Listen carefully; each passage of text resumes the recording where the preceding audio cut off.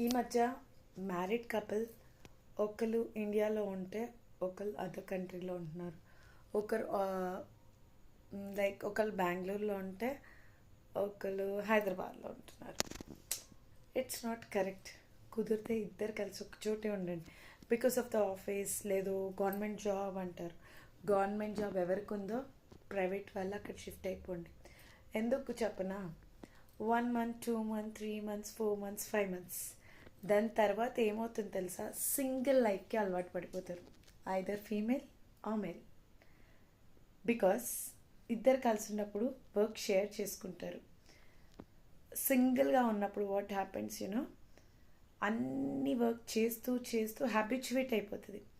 So అవతల మంచి importance తెలియదు.